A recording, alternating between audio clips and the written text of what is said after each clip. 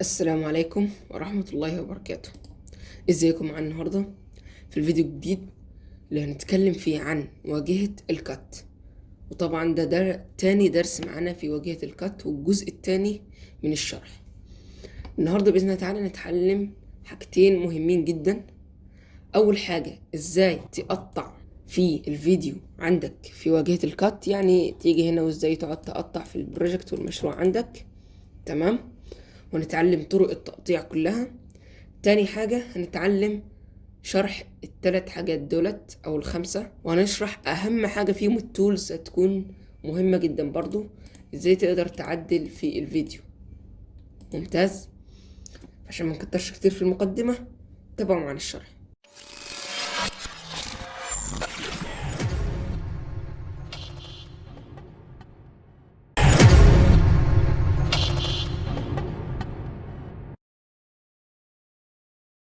إن شاء الله أول حاجة نتعلمها الكت.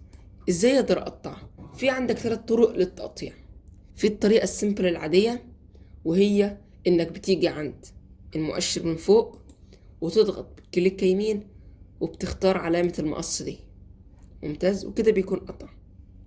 بتيجي هنا لو عاوز، بتيجي هنا مثلا وبرضه تحدد ده وتقطع لو عاوز تقطعه هو لوحده. طب لو عاوز تقطع الصوت لوحده فبتيجي هنا وتقوم قاطع الصوت لوحده مثلا هنا، وتقول له انا عاوز اقطع الصوت لوحده فبيقطع الصوت لوحده. ممتاز. طب في طريقة تانية اسهل، بدل ما اروح بالمؤشر وكده في الطريقة بتاعت الكيبورد. فبتيجي هنا وتقوم كنترول بي، تيجي هنا تضغط كنترول بي، هنا كنترول بي، هنا كنترول بي. تمام. طب هل في طريقة تالتة؟ في طريقة تالتة، وهي دي، وهي العلامة دي. العلامة دي مكتوب عليها اهو كات، فبتيجي عندها وبتقطع، تيجي عندها وتقطع. فانا ذات نفسي صراحة بفضل الطريقة اللي هي بالكيبورد تكتب كنترول بي. وطبعا لو كنترول بي مقرفة بالنسبة لك تقدر تروح في اعدادات الدافنشي وبتغيرها. بإذن الله نخليها شرح منفصل برضو. بعد كده عندنا عاوزين نشرح الخيارين دولت بيعملوا ايه. دولت عبارة عن افكتين او مؤثرين مشهورين جدا وبيستخدموا كتير، فعشان كده الدافنشي وفر عليك بدل ما تروح في الافكتس وتقوم حاططهم وتدور عليهم، هو حطهم لك هنا جاهزين. التأثير الأول ده عبارة عن انتقالة الديزولف. تمام. نيجي مثلا نجرب نحطها هنا ونحط التأثير، عاوزين لا في الآخر أفضل، فنيجي هنا نحطه في الآخر. هو معرفش مش راضي يتسحب هنا ليه، بس مش مشكلة. عبارة عن احنا كلنا عارفين التأثير بتاع الديزولف. تمام.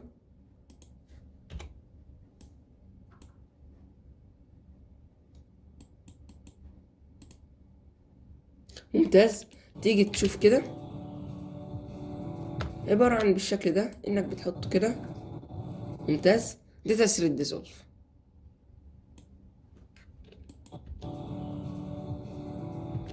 بعد كده عندنا اللي بعدها برضو تأثير تاني، وعبارة عن تأثير يعني بيوقف الفيديو بطريقة كده ايه زي كأنه اتقطع يعني.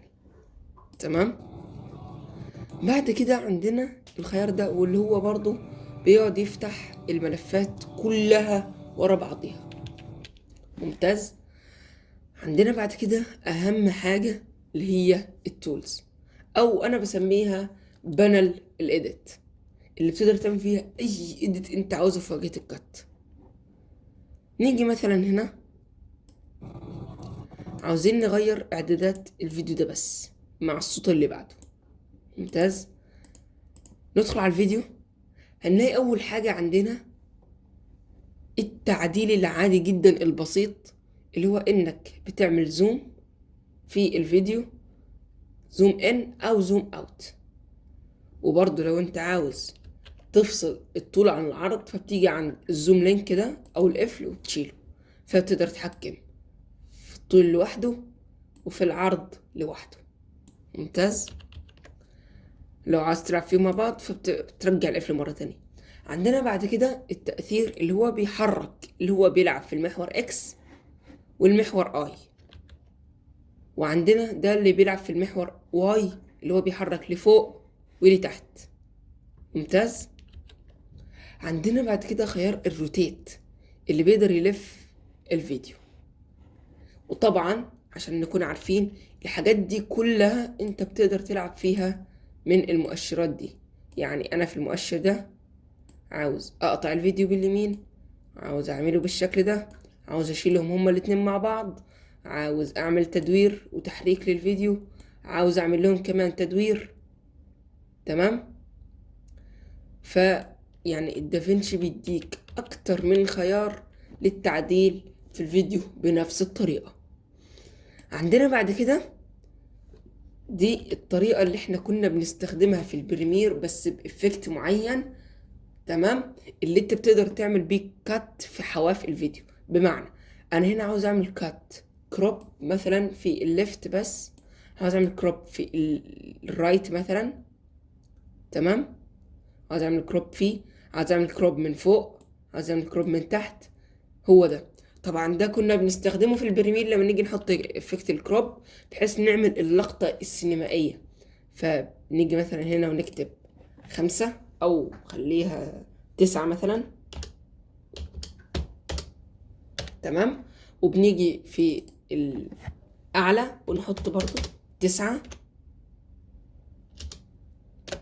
فبيكون عامل لنا مشهد اللقطة السينمائية بتاع اللي بنشوفه أحيانا في الأفلام. ممتاز.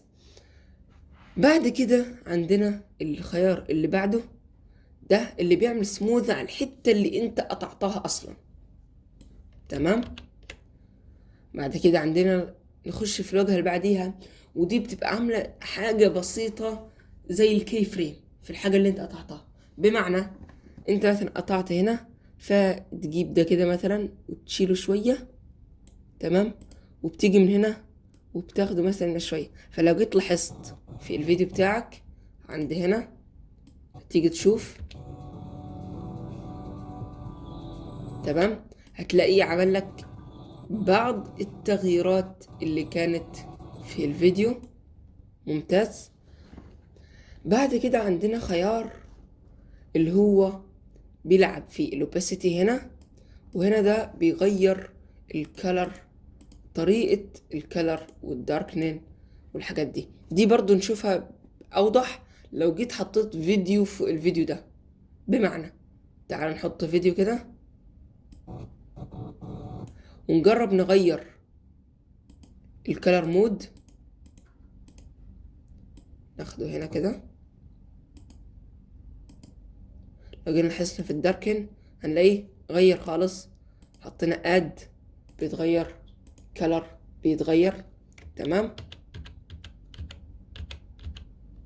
تمام. بعد كده عندنا خيار السبيد والديوريشن. هنا خيار تحفة جدا. هنا مش بيلعب في 100 زي ما كنا بنعمل في البريمير. هنا بتكتب انت عاوز مثلا سرعة ضرب 2 فبتكتب ضرب 2. تمام. وبتغير فهتلاقيه عمل لك سرعة في الفيديو. ممتاز.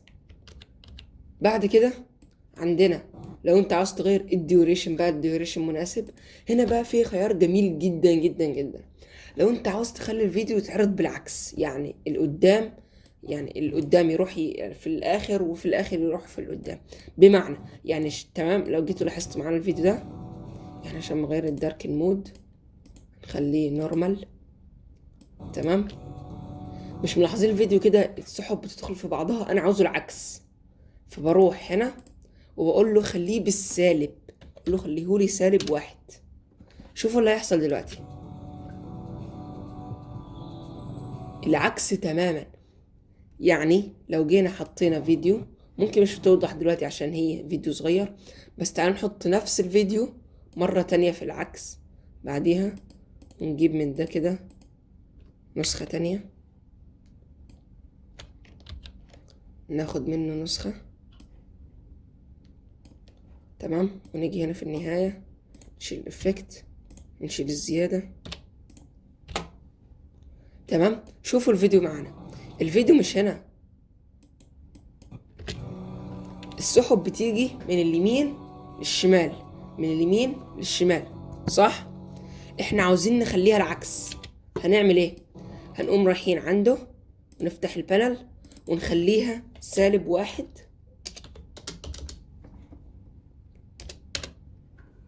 شوفوا اللي هيحصل دلوقتي. هتلاقوا السحب دلوقتي بتيجي العكس، من الشمال لليمين. وبرضو في الريفيرس ده اسمه الافكت، اسمه ريفيرس. طب الريفيرس ده انا اقدر اغير في سرعته كمان، يعني عاوزه يجي من اليمين للشمال بس اسرع، فقول قايل له -2. هنلاحظها بقت اسرع. تمام. فده من اقوى الخيارات اللي عجبتني في الدافنشي. تمام. بعد كده عندنا ده لو انت بتصور بكاميرا وفي اهتزاز في الكاميرا او في العدسة، فبتضغط استابلايز. تمام. وبيعمله لك. طبعا ده غالبا مش بيكون موجود في الاصدار العادي اللي هو مش الاستوديو. بعد كده عندنا خيار اللي هو بيعمل يعني تعريجة او تعديل على بؤرة العدسة بتاعت الكاميرا بتاعتك. تمام.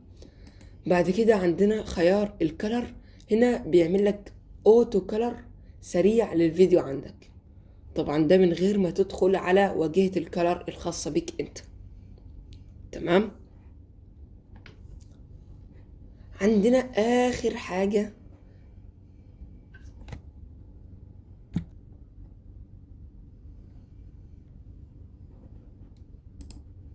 طبعا لو لاحظتوا هتلاقوا ان في فرق ما بين الاول كده عمل لك هو اوتو كلر للفيديو عندك. تمام. عندنا بعد كده اخر حاجة الخيار اللي بتقدر تغير فيه الصوت، توطيه او تعليه. تمام. وكده احنا بفضل الله بنكون وصلنا لنهاية حلقتنا النهاردة.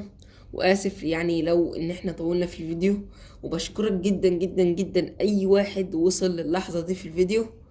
انا بشكرك جدا، انت كده عندك حاجة جامدة جدا، وانك بتصبر على انك تاخد المعلومة لاخرها، وبحييك. والسلام عليكم ورحمة الله وبركاته. واحب اقول لكم كلكم ما تنسوش بقى تشتركوا عندنا في القناة وتفعلوا زر الجرس عشان يوصلكم كل جديد، وتدعمونا بلايك متين كده على الفيديو. والسلام عليكم ورحمة الله وبركاته.